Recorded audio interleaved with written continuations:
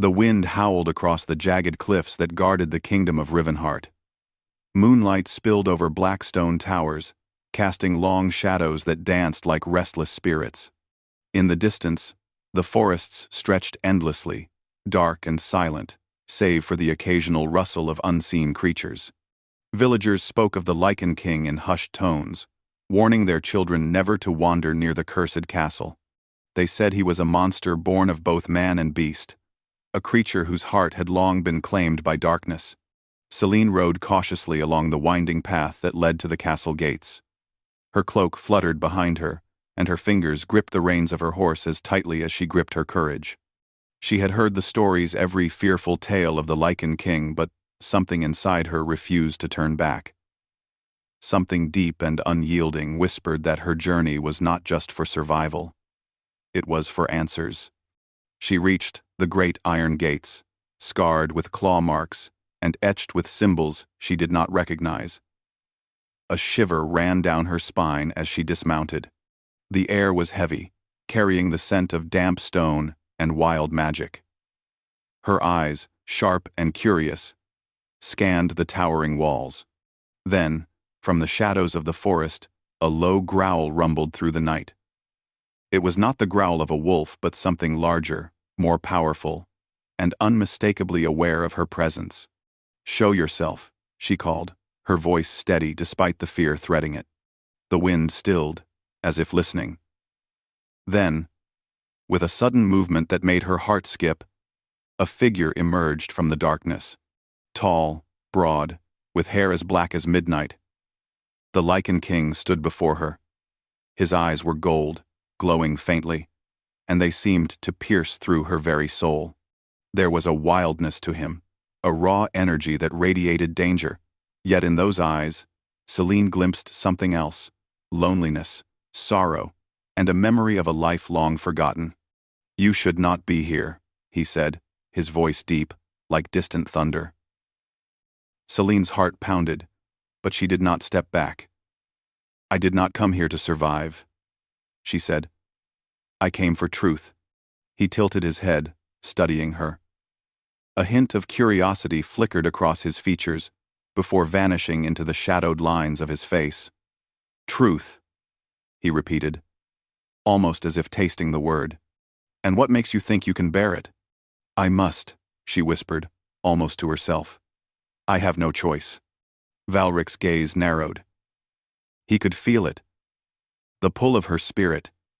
The strange warmth that clung to her even as she approached a kingdom of cold stone and older curses. He had not felt such a presence in centuries. Every instinct screamed at him to turn her away, to send her running before she was consumed by the dangers she did not yet understand. But a part of him, a part buried beneath layers of rage and regret, wanted her to stay. The castle gates creaked open, as if recognizing her arrival, and Celine stepped inside. Shadows shifted along the corridors. Ancient portraits staring down with eyes that seemed almost alive. The air smelled of old wood, iron, and the faintest trace of something sweet and sorrowful. "You should leave," Valric said again, walking beside her, his movements fluid and cat-like. "Once you step deeper, there is no turning back." Celine met his gaze. "I do not fear the darkness," she said. "Not when I seek what is hidden within it." A flicker of something human crossed his expression, almost a smile, but it vanished as quickly as it came. "You are brave or foolish," he muttered. "Perhaps both." They reached the heart of the castle, where the throne room sprawled like a cathedral of shadow. Moonlight poured through broken stained glass, painting fractured colors across the stone floor. Valric paused, his senses alert, as if expecting the walls themselves to spring to life. Celine followed silently, sensing the weight of countless years pressing down upon them. "You are not like the others," he said suddenly, his voice softer now, almost reluctant. "They fear me. They flee. You walk into my halls without trembling." Celine took a step closer. "Perhaps they only fear what they do not understand. I seek understanding, even if it is dangerous." Valric studied her, his golden eyes reflecting the fractured moonlight. He felt the stirrings of an emotion he had long forgotten. Hope mingled with fear, longing tangled with restraint. Centuries of solitude had taught him one truth. No human could ever love him. Not fully, not truly. And yet, standing there, with her defiance and courage, he found the truth he had denied himself whispering in the shadows of his heart. "Do not let your courage blind you," he warned. "Once you see the truth of what I am, you may wish you had left." Celine's lips parted in a small, determined smile.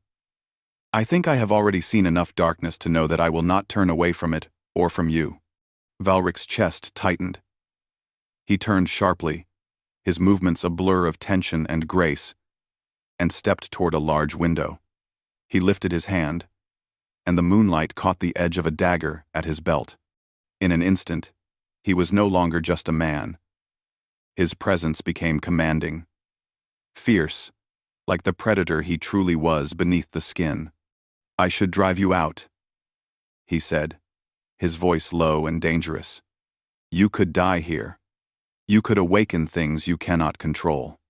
Selene took a step closer. "I do not wish to awaken them," she said softly, "unless it is by your side." The words struck him like a lightning bolt.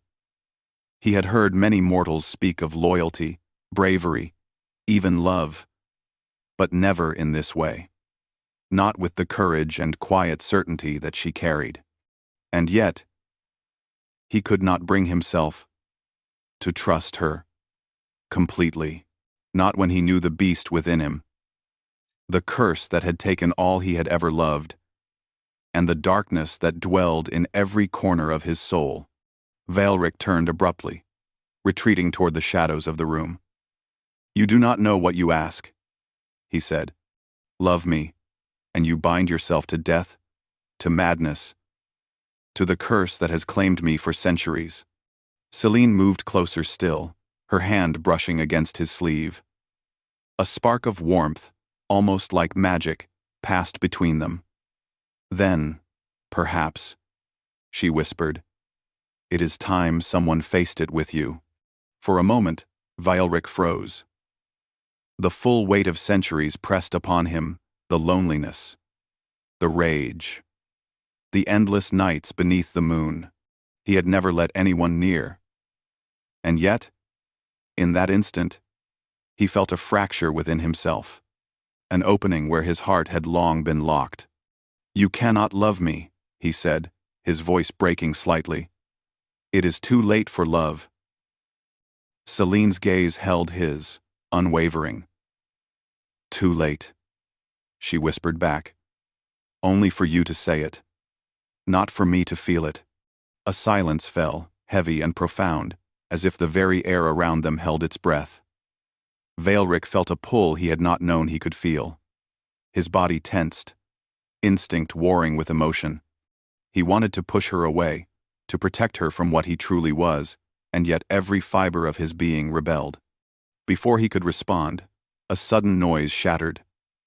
The fragile moment, a distant howl, impossibly deep and filled with malice, echoing through the corridors of the castle. The shadows seemed to twist and lengthen, curling toward them with a hunger that made Celine's skin prickle. Valric's eyes flared, golden light blazing. "Stay behind me," he commanded, his voice fierce as steel. The beast within him surged, coiling like a storm ready to break. Celine did not move, her hand still brushed against his, a gesture of defiance, of trust, of something more. "I am not afraid," she said, her voice steady, though her heart raced. Valric's chest heaved. He wanted to deny her, to send her fleeing into the night, but he could not. For the first time in centuries, someone had touched a part of him he had long believed dead. And in that touch, a spark of hope, of humanity, ignited. The howl grew louder, closer, as if the darkness itself were testing them. Valric's hand moved to the hilt of his sword, but the pull toward Selene remained, unbroken. He looked down at her, golden eyes reflecting the moonlight, and for the briefest moment, He almost allowed himself to believe. "You can't love me," he said again. "Too late," she whispered. And then the shadows moved, and the castle seemed to shudder. Something ancient, something hungry, had awoken. The shadow that emerged from the corridor was massive, its form twisting and flickering like smoke. Its eyes glowed crimson, and it moved with a fluidity that made Celine's stomach knot with fear. Veilric stepped forward instinctively, his body coiling with the feral energy of his wolf form. His golden eyes flared, and the air around him seemed to thrum with tension. "You should not have come here," he growled, his voice low and dangerous. The shadows hissed, replying in a language older than any human tongue. The sound made Celine's skin prickle, as though the darkness itself were alive, reaching for her. Celine's heart raced, but she did not step back. She gripped the edge of her cloak and drew a deep breath. She had come this far. She could not turn away now. "I am not afraid," she whispered, her voice steady, even as her fingers trembled. Veilric's gaze softened for a moment, just enough for her to see the man behind the monster. "You should be," he said quietly. Then, without another word, he shifted. The golden glow of his eyes intensified as his form began to change. Fur sprouted along his arms and chest, claws extended from his fingers, and his teeth sharpened into deadly points. Within moments, the Lycan king was no longer fully human, no longer merely a man. He was a creature of legend, bound to both man and beast. The shadow recoiled, but it did not retreat. It lunged forward, faster than Celine could comprehend. A swirling mass of darkness, intent on striking Veilric. He met it with a roar, claws flashing through the air, striking the shadow with an explosive force that sent shards of darkness scattering. Celine took a step back, her heart pounding. She could feel the pulse of magic in the air, wild and unpredictable. Her own magic responded, instinctively rising to meet the threat, glowing faintly along her fingertips. She did not fully understand it, but she knew that her presence here, her connection to the ancient bloodline she had never known, gave her a power that could stand beside Veilric. "You should leave," Veilric bellowed, his voice echoing through the halls, but she did not move. The shadow twisted again, faster this time, and lunged at her. Without thinking, Celine stretched out her hands, and a sphere of light erupted between her and the darkness. It struck the shadow with a force that made it howl, a sound like stone grinding on steel, and the creature recoiled. Veilric's ears twitched as he heard it, and he growled low in his throat. He moved to strike again, but something was different. The shadow recoiled from her light, not just from him. Her power had reacted to his curse, and he realized with a jolt that the magic she carried was linked to him in ways he did not yet understand. Celine's eyes widened as she felt the pulse of power radiating between them. "Veilric, what is this?" she asked, her voice trembling but not from fear. "It is dangerous," he said, his voice strained as he held the shadow at bay with his claws and strength. "Your magic, it touches the curse. Be careful." 81. 81. Wah. She nodded, focusing, and pushed the fear aside. The shadows shrieked and writhed, but Veilric's presence beside her gave her strength. She could feel him feral, fierce, dangerous, but also something fragile beneath the power. A loneliness she recognized from her own heart. Together, they fought, an unspoken rhythm forming between them.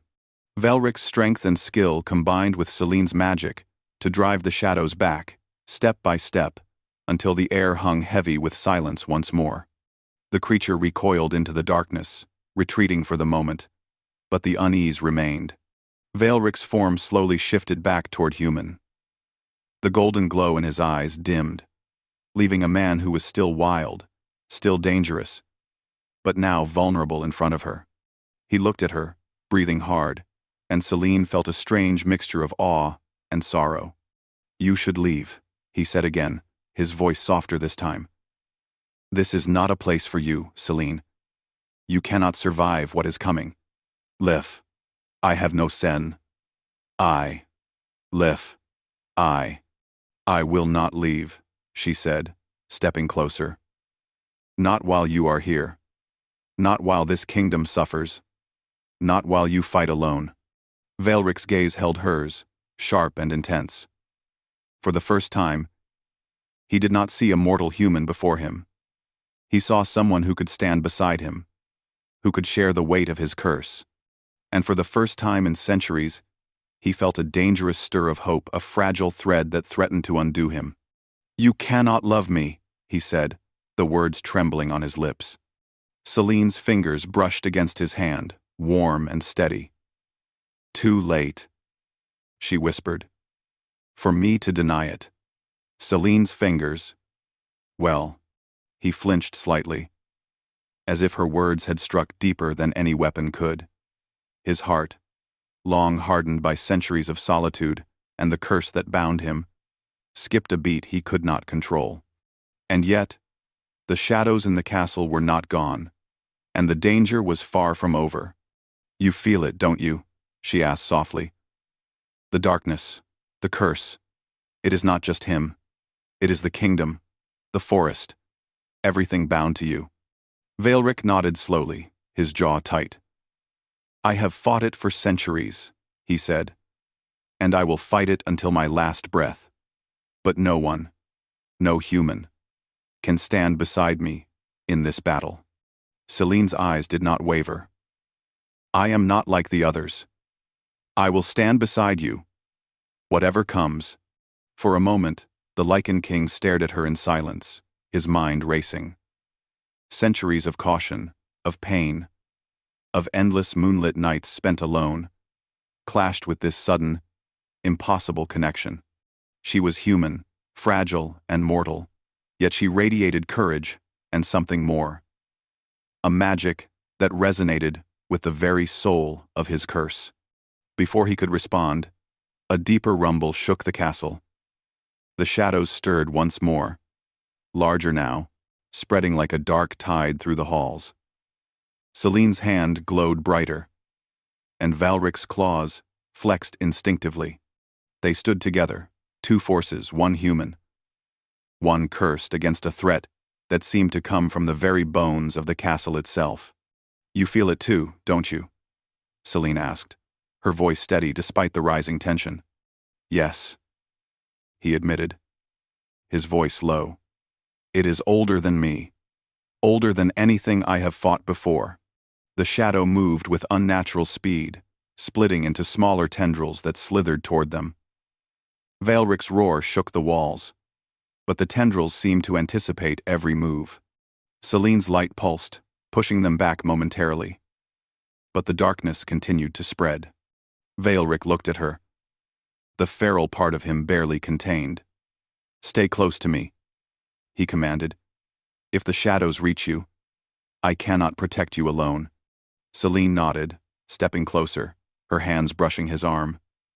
The connection between them pulsed stronger now, uniting her magic with his curse in a way that neither fully understood. Sparks of light danced along his skin where their hands touched, and the shadow hissed, recoiling from the sudden brilliance. You are different, Valric muttered, his golden eyes reflecting both awe and fear. No one has ever stood with me like this. No one has ever faced the curse without trembling. Celine's gaze held his, unwavering. Then we will face it together, she said, her voice carrying a quiet strength that made even the Lycan king pause. The shadows recoiled again. But they were not gone. A terrible, scraping noise echoed from the deeper corridors of the castle, a sound that made Celine's blood run cold. She knew instinctively that something even more powerful than what they had just faced was coming. Valric's claws dug into the stone floor, his body tensing. This is only the beginning, he said, voice tight. Something older than the curse itself stirs in these walls. Celine's hand stayed on his arm, her touch a promise, a defiance, and a challenge, all at once. Then, we will meet it, she said. Together. Velric's eyes softened, just for a fleeting moment, before he shifted back into his full Lycan form, fur bristling and teeth bared. "I warned you!" he growled. "This is not a place for humans. You should leave." "I will not leave," she whispered, her eyes fierce, her heart pounding. The shadow surged forward, larger and faster than before. Velric and Celine braced themselves, side by side, as the castle seemed to tremble around them. The magic in Celine's hands blazed, and the beast within Velric roared, combining their strength in a single, desperate stand. And in that moment, something shifted, a spark of power, of connection, of destiny, intertwining their fates in a way neither could have anticipated. The castle walls trembled as the shadows multiplied, crawling along the stone like living darkness. Celine's magic flared, bright and fragile, but she could feel it faltering under the weight of the ancient curse that permeated the air. Velric stood beside her, massive and feral, his claws cutting the shadows apart with precise, deadly force. His golden eyes glowed brighter than ever, but even he seemed strained, as though the darkness sought to consume not just the castle, but him as well. "This is not normal," Velric growled, his voice low and urgent. "This is the work of the sorcerer, the one who cursed this kingdom centuries ago. He has awakened something far older than me." Celine felt a shiver run down her spine. She had heard stories of this ancient sorcerer, a being who had commanded magic so powerful that even the Lycan king had been bound by his wrath. Now, centuries later, the sorcerer's influence lingered, a dark echo that threatened to drown the kingdom in shadow. "We have to stop it," Celine said, her voice trembling slightly, though her hands glowed with the magic she barely understood.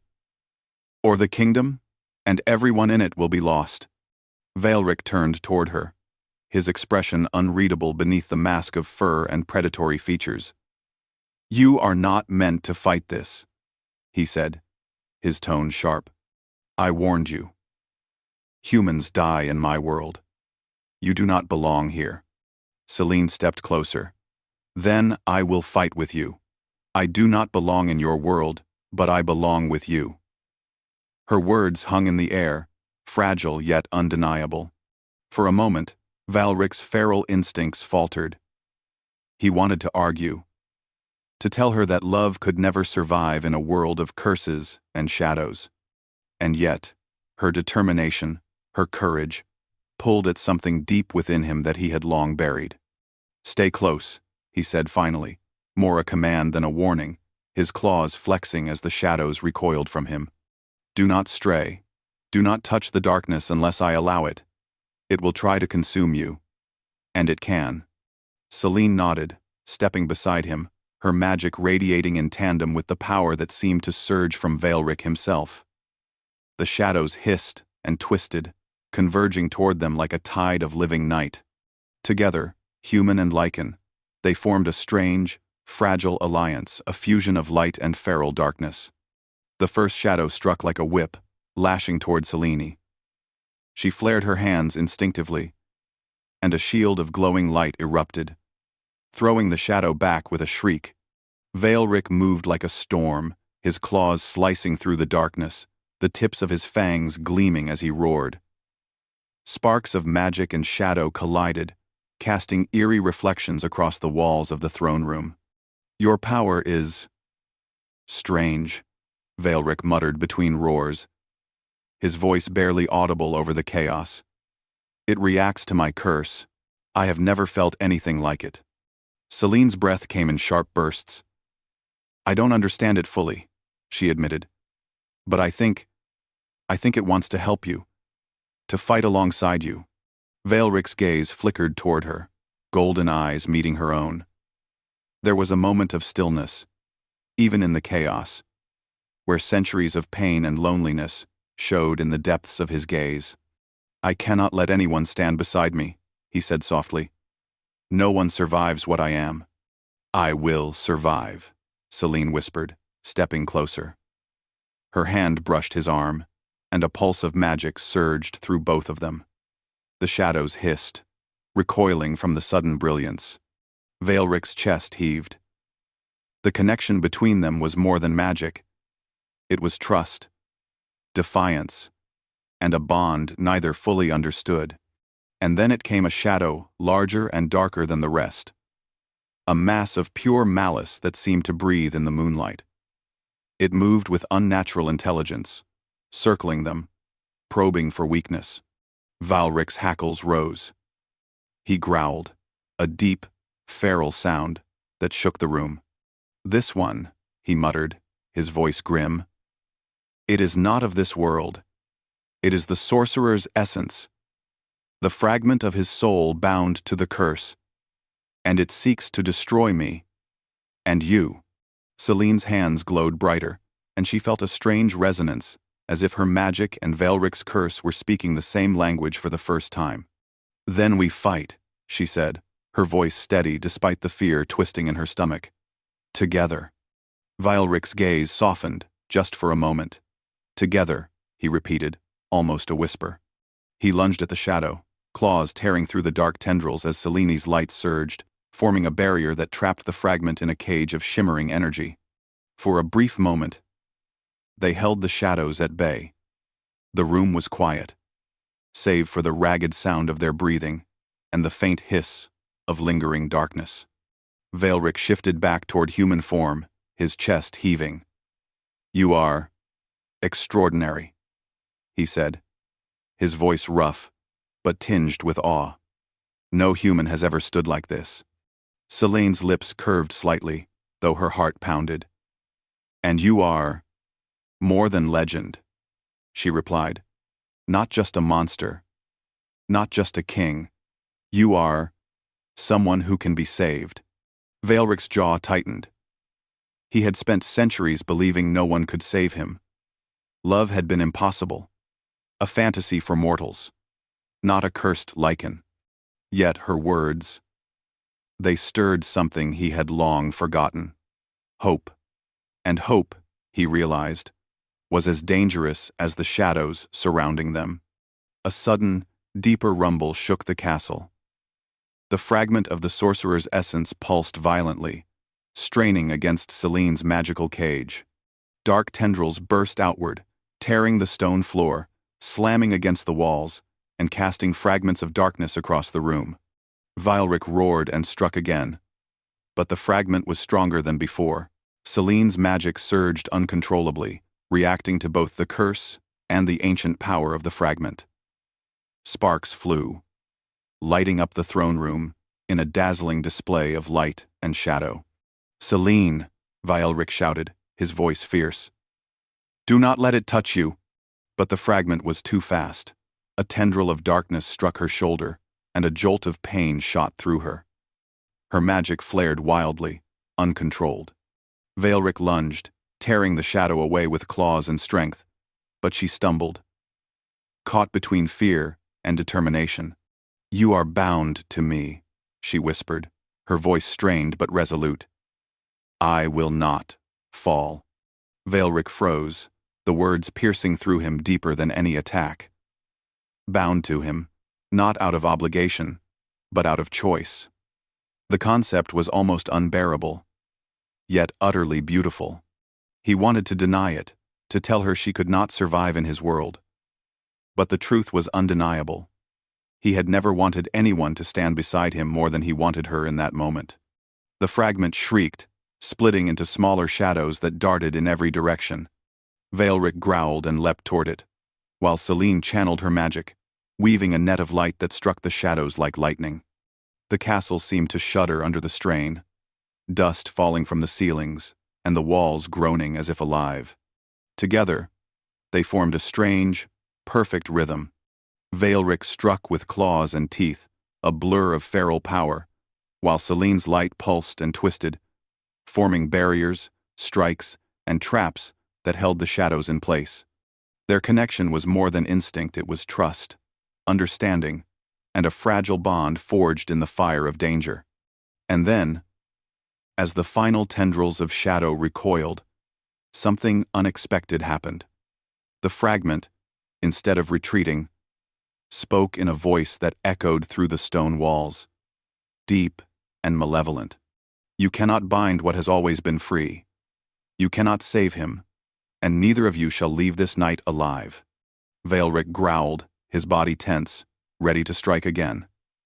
"It is not free," he said, voice low, filled with both fury and determination. "It is cursed, and I will end it, even if it kills me." Celine's hands glowed brighter, and she stepped closer to him. "We end it together," she said. The words were simple, but the meaning was clear. No matter the danger, she would not abandon him. Veilric's golden eyes softened as he glanced at her. And for a fleeting moment, the centuries of solitude, the endless nights of moonlit pain, melted away. He wanted to speak, to tell her that love was impossible, that she should leave before it was too late. But before he could, the fragment surged forward, faster than either of them could react, its essence splitting the air like a living storm. The castle trembled as the fragment of the sorcerer's essence pulsed with a terrible power, spreading darkness through every corner. Dust and shadow swirled like a storm, carrying whispers that chilled the bones. Veilric rose from where he had been thrown, fur bristling, claws digging into the stone floor. His golden eyes flared, bright as molten gold, reflecting the chaos around him.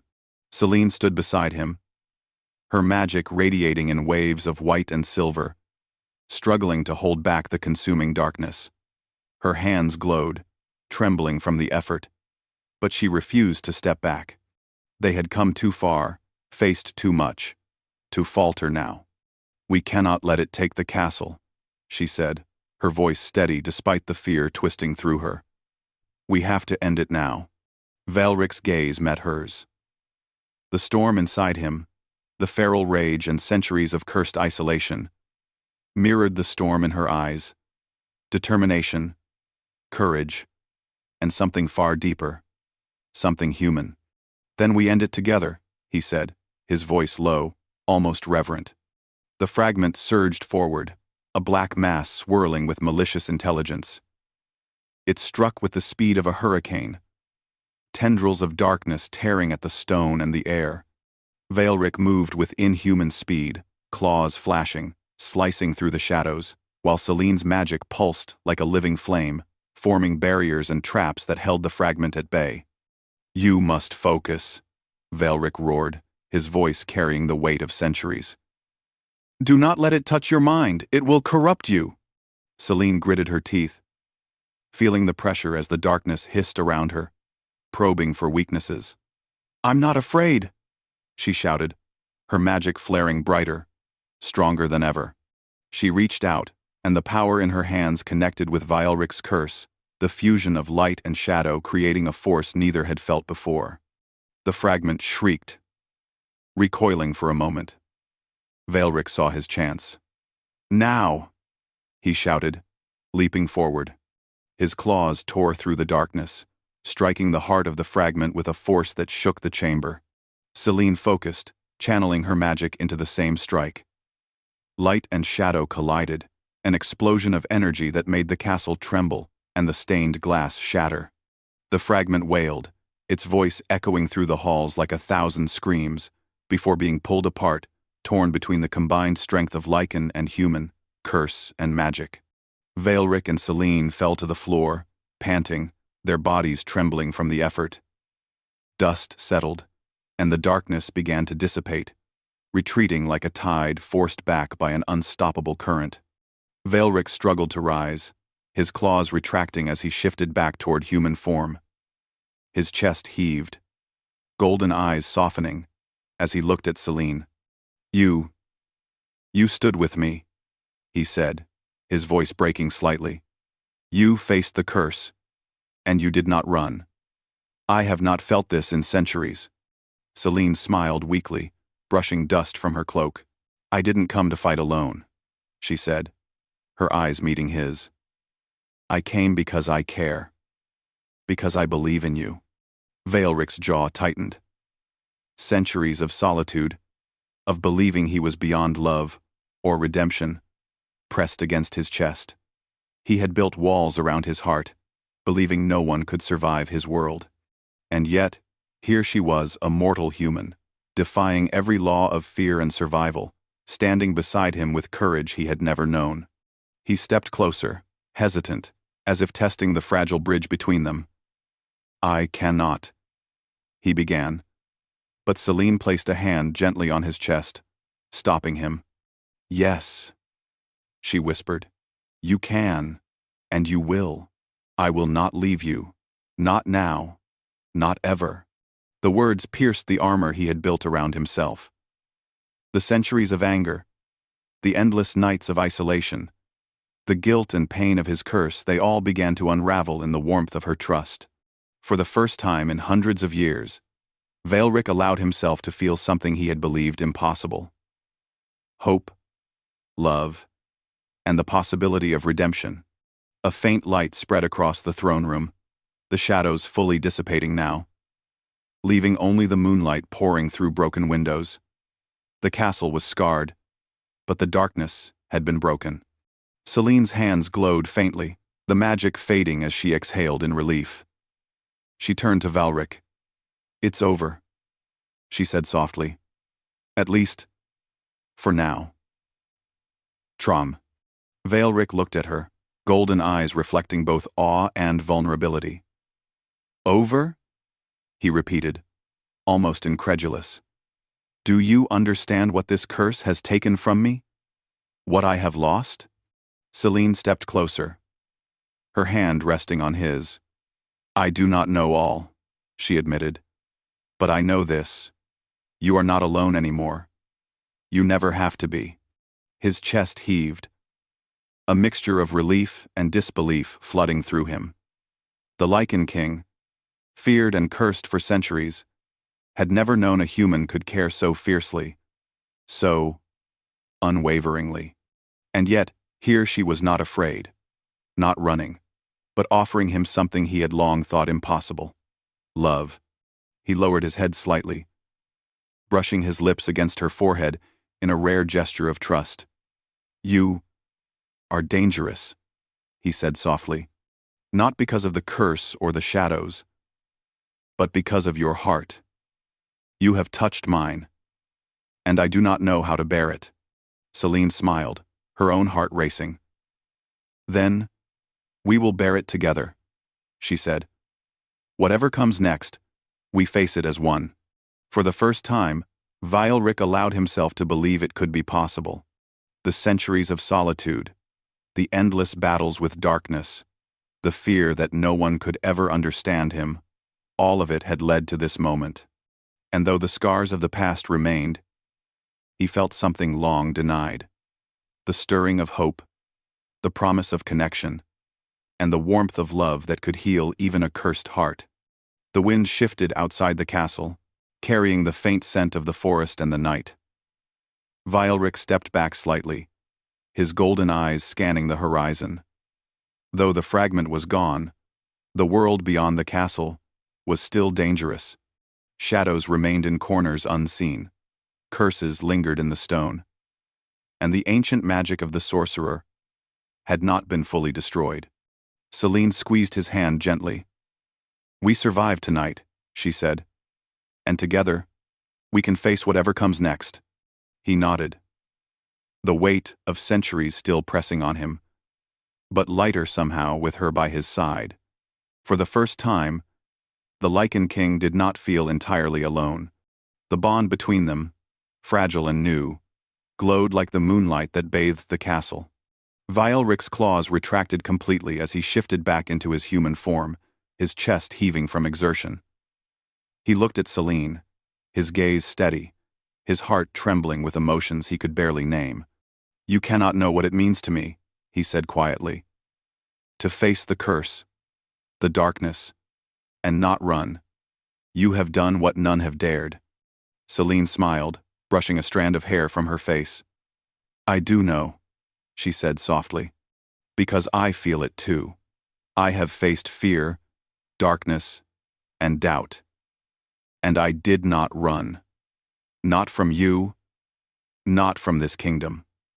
I will not." Vaelric stepped closer, the tension in his body softening. The centuries of rage, sorrow, and loneliness seemed to ease as he looked into her eyes. Then, perhaps there is a chance for me, he said, almost to himself. A chance to be more than the curse, more than the monster. Celine's hand rested over his heart, feeling the strength, the wildness, and now, the flicker of something human and vulnerable beneath it all. There is always a chance, she said, and I will be here, every step of the way. The moonlight bathed the two of them, the scars of the battle still fresh, but a sense of calm settling over the throne room. Werewolf allowed himself to lean closer, resting his forehead against hers, his golden eyes closed for a brief moment of peace.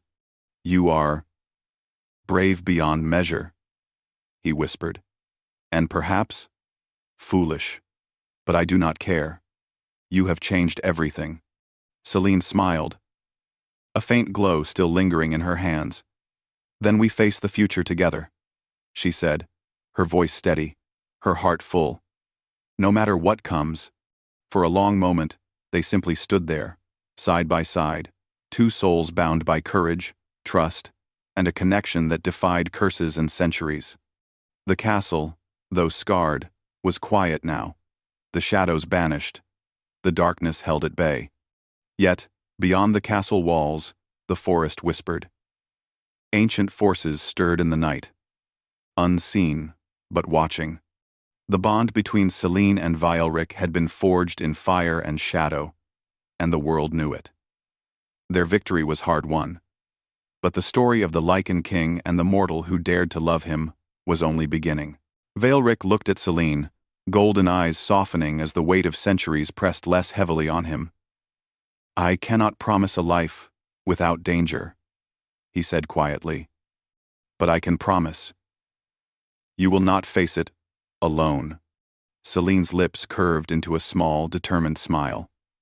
Then I will walk beside you, she said, for as long as you let me.